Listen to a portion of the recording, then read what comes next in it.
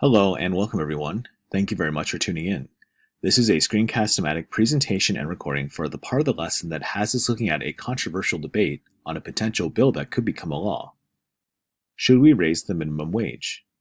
Before we get started, please let me encourage you to open up to today's lesson, scroll down the correct section, and get ready to answer the key concept questions that coincide with the reading. Please remember that after answering the questions, your job is to provide an extended response answer using supporting detail, championing one side. Please also remember that you can play any part of this presentation for detail, clarity, or repetition later on. Let's go ahead and begin. Should we raise the minimum wage? Yes. In the wealthiest country in the history of the world, a basic principle of American economic life should be that if you work 40 hours or more a week, you don't live in poverty. Sadly, that's not the case today.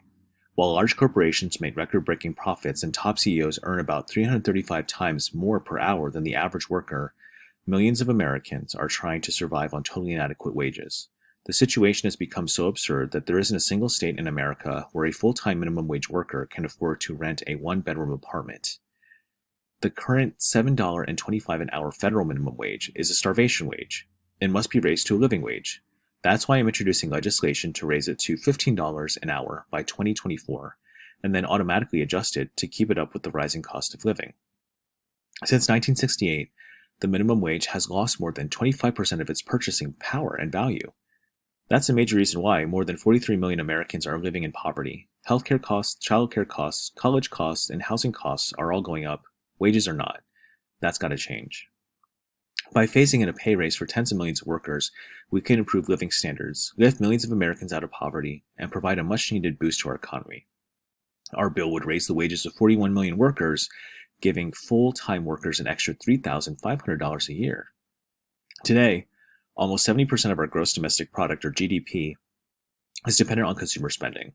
When low-wage workers have more money in their pockets, they spend that money in grocery stores, restaurants, and other businesses. All of this new demand gives companies a reason to expand and hire more workers. This is a win-win situation for our economy.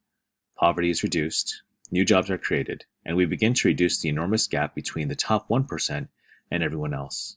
The bottom line isn't complicated. A job must lift workers out of poverty, not keep them in it. And to do that, we must raise the federal minimum wage to $15 an hour. And that's from Senator Bernie Sanders, who's an independent from Vermont. Now let's go to the other side here and consider this point of view. No.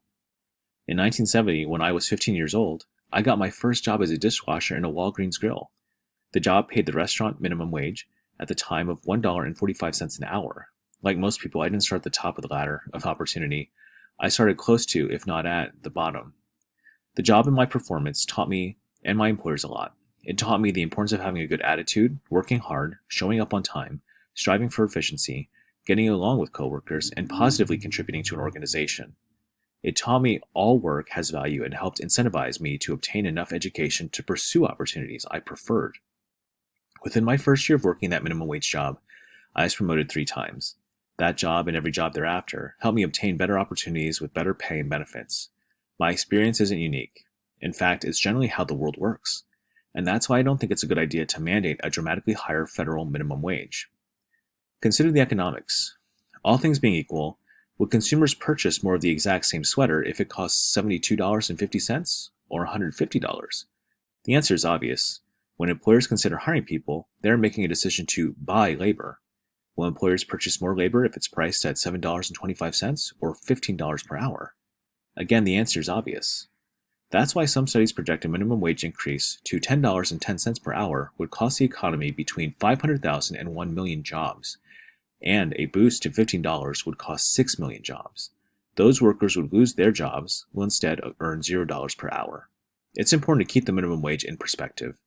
In 2015, only 1.6% of American workers earned the minimum wage, and 45% of them were under the age of 25. Let's not destroy opportunities and deprive any individual of obtaining an entry-level position that represents the first rung on their personal ladder to success. And that's from Senator Ron Johnson, a Republican of Wisconsin. So what do you think? Should we raise the federal minimum wage? Please make sure that you choose one side and provide supporting detail for your explanation. Thank you very much for tuning in, and good luck with completing the rest of the lesson.